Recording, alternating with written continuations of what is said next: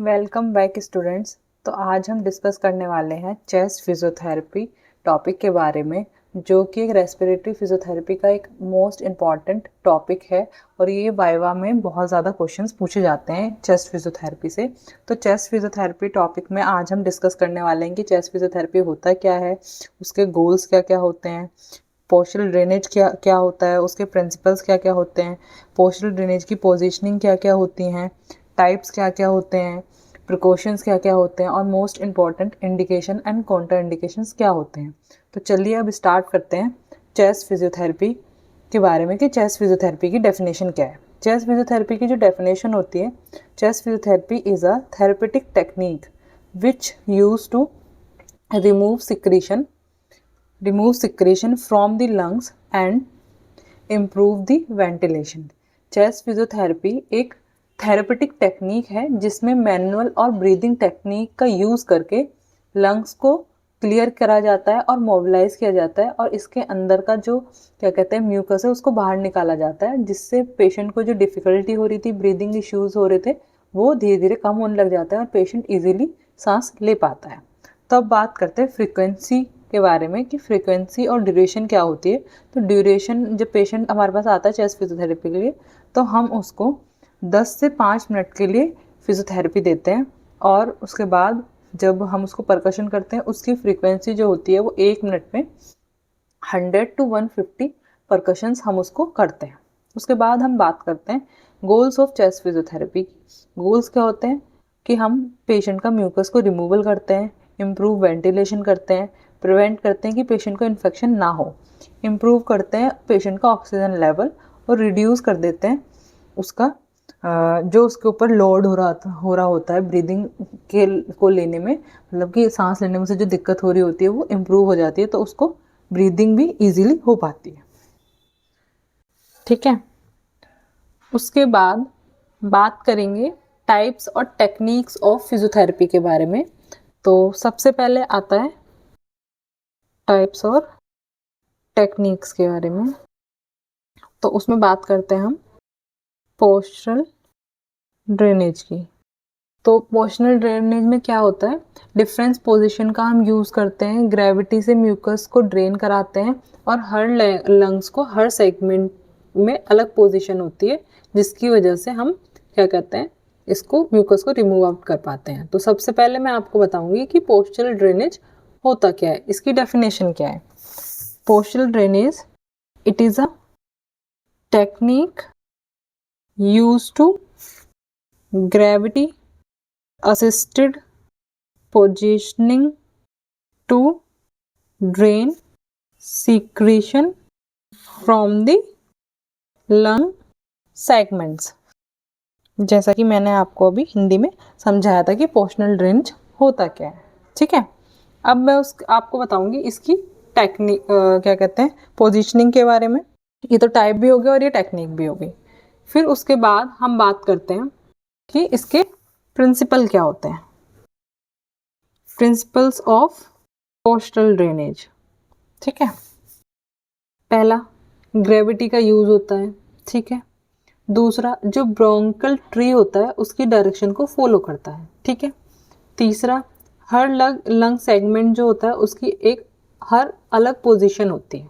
ठीक है, जो थर्ड होता है उसमें यूजली जो जो हेड है वो डाउन होता है, जिसकी वजह से जो पोजीशन है वो लोब की नीचे की तरफ हो जाती है। तो ये इसके प्रिंसिपल्स होते हैं। ठीक है, उसके बाद हम बात करेंगे पोस्टल ड्रेनेज के पोजीशन के बारे में। ये चीज़ आपको बहुत ज़्यादा इम्पॉर्टेंट है।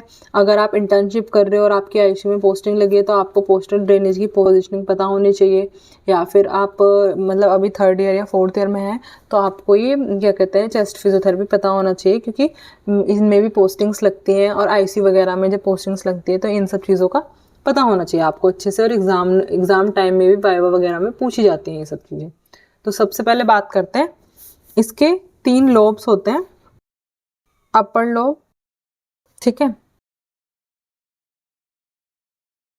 अपर लोब, मिडल लोब और लोअर लोब। ठीक, ये होते हैं उसके बाद अब बात करते हैं, जो अपर लोब होता है उसमें 3 सेगमेंट्स होते हैं। कौन कौन से? जो पहला सेगमेंट है वो अपाइकल है, जो दूसरा है वो पोस्टीरियर सेगमेंट है, तीसरा जो है वो एंटीरियर सेगमेंट है। मिडल लॉब में राइट एंड लेफ्ट लोब्स होते हैं, ठीक, 2 उसकी पोजीशनिंग होती है। और लोअर लोब में सुपीरियर और बेसल सेगमेंट होते हैं, ठीक, ये सब चीज़ें होती हैं। उसके बाद अब बात करेंगे कि अपाइकल सेगमेंट के अंदर क्या होता है। उसकी जो पोजीशनिंग होगी वो पेशेंट सिटिंग में होगा। उसके बाद और जो हम पेशेंट को परकशन करेंगे, परकशन मतलब कि हम हैंड का यूज़ करते हैं, हैंड को कप लाइक शेप ऐसे करके बनाते हैं और ऐसे ऐसे करके बना के, और उसके बाद पेशेंट को ऐसे एक रिदम में हम पेशेंट को परकशन देते हैं। तो वो हम कैसे देंगे? जो मैंने अभी आपको बताया ऐसे देंगे। और कहाँ पे देंगे? अबव द क्लैविकल, ठीक है। उसके बाद बात करते हैं पोस्टीरियर सेगमेंट का। तो उसमें जो पेशेंट की पोजीशन होगी, सेम सिटिंग में रहेगा पेशेंट, और सिटिंग प्लस फॉरवर्ड लीन, ठीक है। और हम पेशेंट को जो परकशन देंगे वो कहाँ पे देंगे? पेशेंट को अपर बैक में। उसके बाद जो एंटीरियर सेगमेंट होता है उसमें क्या करते हैं? पेशेंट जो है वो सुपाइन में रहेगा, और हम जो पेशेंट को परकशन करेंगे वो हम चेस्ट पे करेंगे, फ्रंट की साइड, ठीक है। ये चीज़ें हो गई। अब हम बात करेंगे मिडल लॉब की। मिडल लॉब में क्या होगा? राइट और लेफ्ट, ठीक। तो उसमें पोजीशन क्या रहेगी पेशेंट की? साइड लाइन, साइड लाइन में रहेगा पेशेंट। और वो डिपेंड करता है कि पेशेंट को राइट साइड है या फिर लेफ्ट साइड है, ठीक है, उसके अकॉर्डिंग। पेशेंट का जो हेड है वो डाउन रहेगा 15 टू 20 डिग्री, ठीक है। बॉडी जो है वो स्लाइटली रोटेट होगी बैकवर्ड। और जो हम परकशन देंगे पेशेंट को वो हम साइड ऑफ चेस्ट और बिलो दी एक्जिला पे देंगे, ठीक है। ये पोजीशन रहेगी।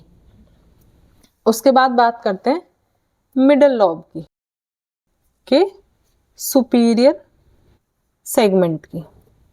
पेशेंट की पोजीशन जो होगी उसमें तो पेशेंट प्रोन रहेगा, मतलब कि फ्लैट, ठीक।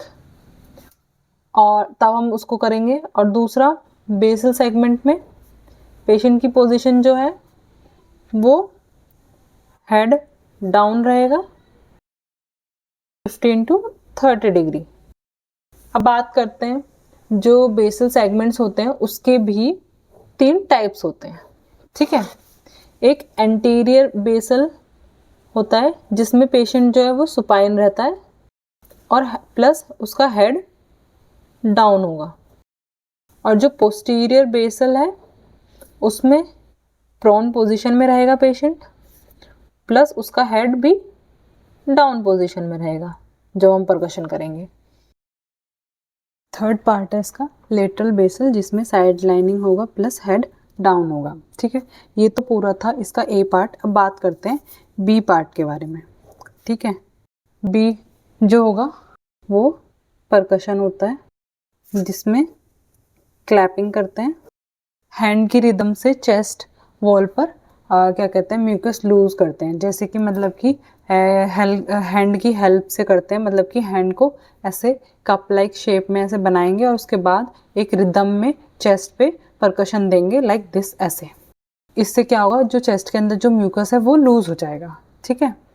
तो ये हम कौन सी शेप में देते हैं? कप शेप में, कप शेप में रहेगा हैंड, और कितने टाइम के लिए देते हैं, 3 to 5 मिनट्स के लिए देते हैं पर सेगमेंट पर। ठीक है, इस चीज़ का ध्यान रखना है। उसके बाद थर्ड में हम बात करेंगे,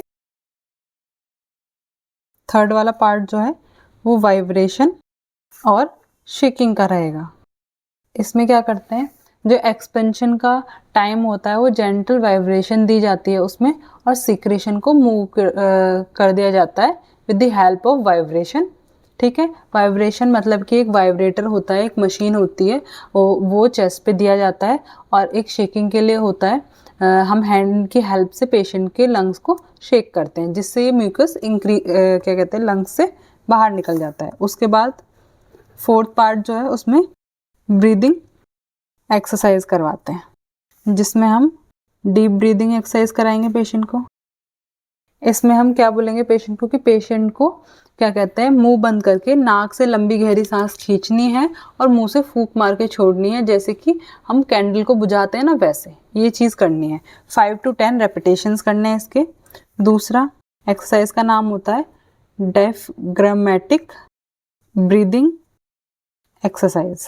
ठीक है, थर्ड होती है सेगमेंटल ब्रीदिंग एक्सरसाइज। उसके बाद बात करते हैं कपिंग टेक्निक की, जिसमें क्या कहते हैं, फिफ्थ में कफिंग टेक्निक। इसमें हम हफिंग कराते हैं पेशेंट को और कंट्रोल्ड कराते हैं कफ पेशेंट का। ठीक है, सिक्स्थ पार्ट में क्या कराते हैं, पेशेंट की सक्शनिंग कराते हैं।